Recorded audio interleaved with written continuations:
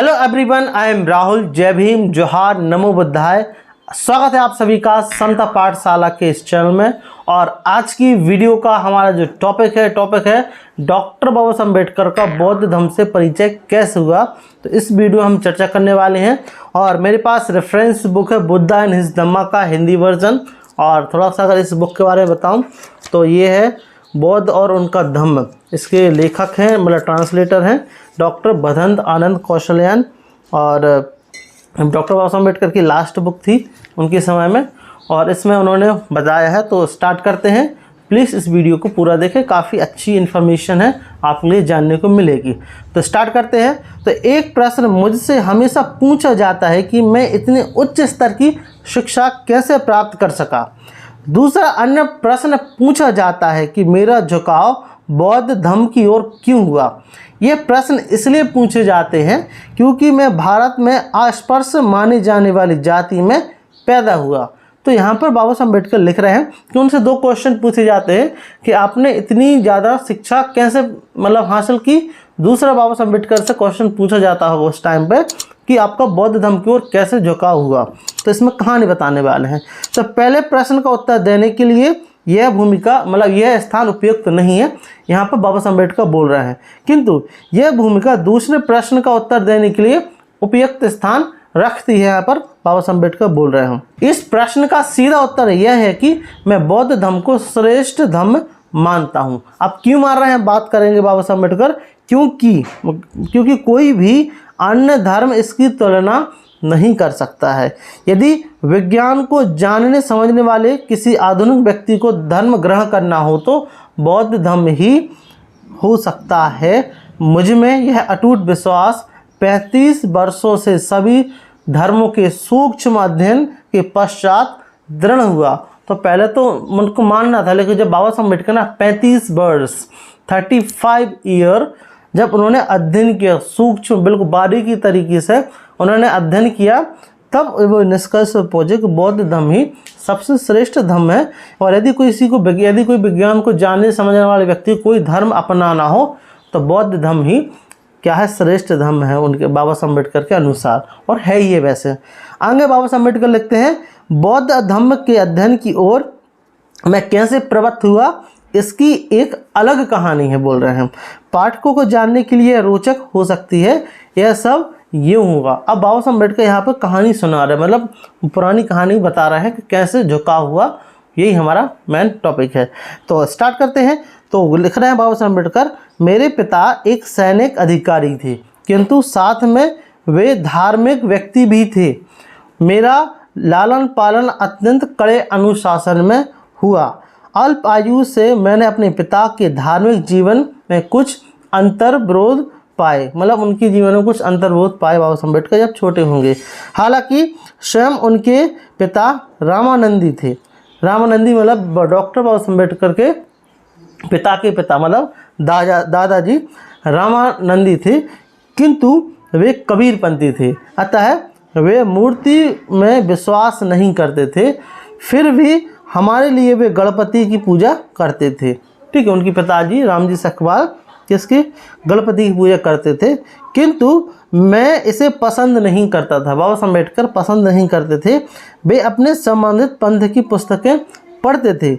इसके साथ ही साथ वे मुझे और मेरे बड़े भाई बहन के लिए कथा सुनाने के लिए घर में एकत्रित होने वाले श्रोताओं के लिए प्रतिदिन सोने से पहले महाभारत तथा रामायण का कुछ अंशों को पढ़ने की बाध्य करते थे। उनके तो कुछ लोगों को बैठा लिया और उनके भाई बहन के साथ बाबा साहब अम्बेडकर रामायण और महाभारत पढ़ते थे, कुछ अंशों को बाध्य करते थे।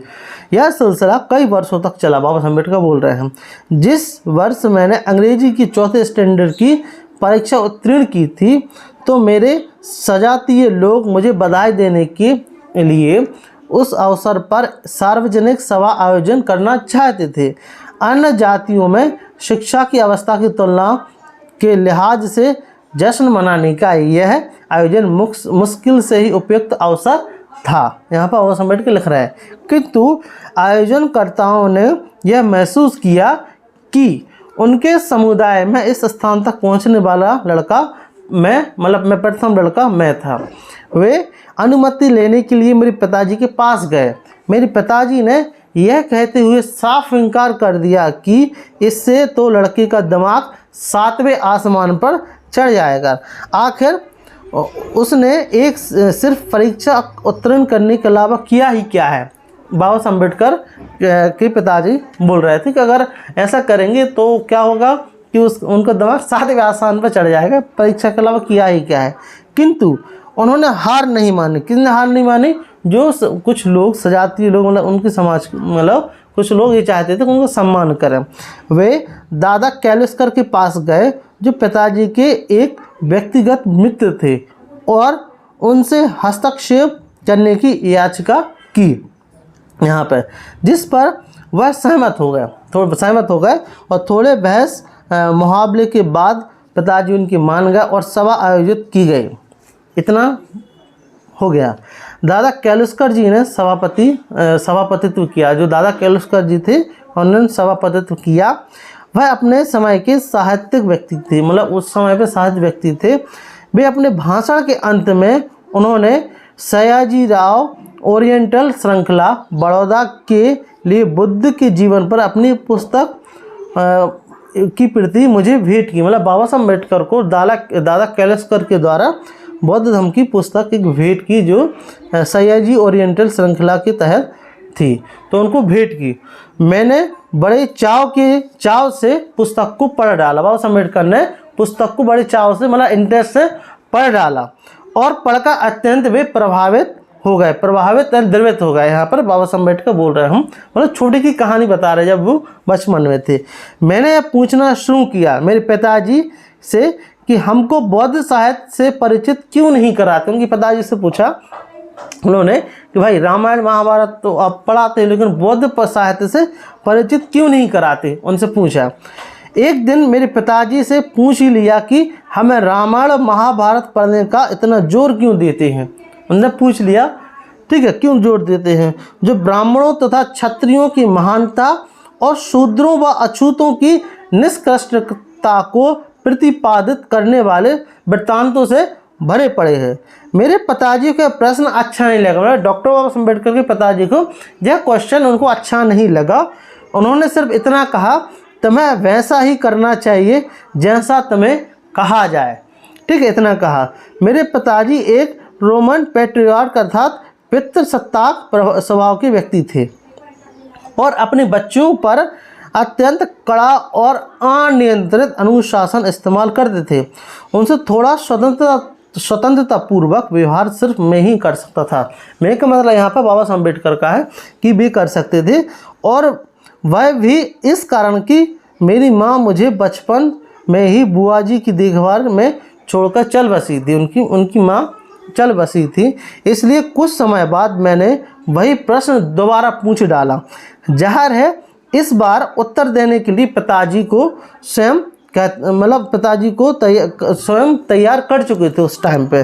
तो उन्होंने कहा, मैं तुम्हें रामायण और महाभारत पढ़ाने के लिए जो कहता हूँ इसका यह कारण है कि हम अप्रस्त जाति से ताल्लुक रखते हैं। मतलब रामायण और महाभारत से पढ़ाने का ये है कि हम जो अप्रस्त मतलब अनटचेबल जाति से ताल्लुक रखते हैं, अनटचेबल्स में आते हैं, और संभव है कि तुम्हारे अंदर हीन भावना पनप जाए। बोल रहे हैं कि हो सकता है तुम्हारे अंदर हीन भावना पनप जाए, जो स्वाभाविक है। रामायण और महाभारत पढ़ने का महत्व उस हीन भावनाओं को दूर करने में निहित है। उनके पिताजी ने जवाब दिया। द्रोण और कर्ण का नज़र डालो तो वे छोटे व्यक्ति थे। उनके पिताजी बोल रहे हैं कि द्रोण और कर्ण पर अगर नज़र डालो तो वे छोटे व्यक्ति थे, ठीक है, किंतु वे कितनी ऊंचाइयों तक पहुँचे। वाल्मीकि को देखो, वह कोली थे किंतु वे रामायण के रचयिता बने। तो उनके जो पिताजी थे, डॉक्टर बाबा साहब अम्बेडकर के पिताजी थे, उन्होंने तर्क दिया। क्या दिया उन्होंने तर्क? कि आपको जो हीन भावना आप में ना पनप पाए इसलिए रामायण महाभारत का पाठ कराते हैं। और उन्होंने दो आंसर मतलब बोला कि जो वाल्मीकि थे उन्होंने रामायण लिख दी, बड़े व्यक्ति ऊंचाइयों तक पहुंच गए, ठीक है। कि कर्ण का उदाहरण दिया और द्रोण का उदाहरण दिया, छोटे व्यक्ति थे लेकिन ऊंचाइयों तक पहुँचे, ठीक है। उन्होंने इतना बोला कि यही हीन भावना दूर करने के लिए मैं तुम्हें आगे बोल रहे हैं, रामायण महाभारत पढ़ने को कहता हूँ। उनके पिताजी ने जवाब दिया, मैं समझ ही सकता था कि मेरे पिताजी के तर्क में कुछ वजन है, बोल रहा है, किंतु मैं संतुष्ट नहीं हूँ। लेकिन बाबा साहब अम्बेडकर उससे क्या सेटिस्फाई नहीं हुए, संतुष्ट नहीं हुए। मेरे पिताजी ने बताया कि महाभारत में वर्णित किसी भी चित्र या व्यक्ति को मैं पसंद नहीं करता हूँ। ठीक है, उन्हें पिताजी को बताया कि रामायण और महाभारत में जितने भी कुछ पात्र हैं, ठीक है, उनको पसंद नहीं करता। मैंने कहा, मैं ना तो भीम को पसंद करता हूँ। बाबा साहब अम्बेडकर बोले कि मैं ना तो भीम को पसंद करता हूँ और ना द्रोण को, मैं कृष्ण को भी पसंद नहीं करता हूँ। वे बोल रहा हूँ करता हूँ, भीम और द्रोण पाखंडी थे। बाबा साहब अम्बेडकर बोल रहे हैं कि भीम और द्रोण क्या पाखंडी थे। अब ये कथन डॉक्टर बाबा साहब अम्बेडकर का है, ये मेरा कथन नहीं आता, आप लोग मुझ पर केस कर दो। ठीक है, वे कहते थे कुछ और करते थे कुछ। कृष्ण का तो विश्वास ही धोखाधड़ी में था। ठीक है, बाबा साहब अम्बेडकर बोल रहे हैं कृष्ण का विश्वास ही धोखाधड़ी में था, उसका जीवन धोखाधड़ी की श्रृंखला के अलावा कुछ नहीं। तो ये बाबा साहब अम्बेडकर तर्क दे रहे हैं, उनके पिताजी को बता रहा है कि मुझे ये पसंद नहीं है। ठीक है, मेरी उतनी ही नापसंदी राम के लिए है।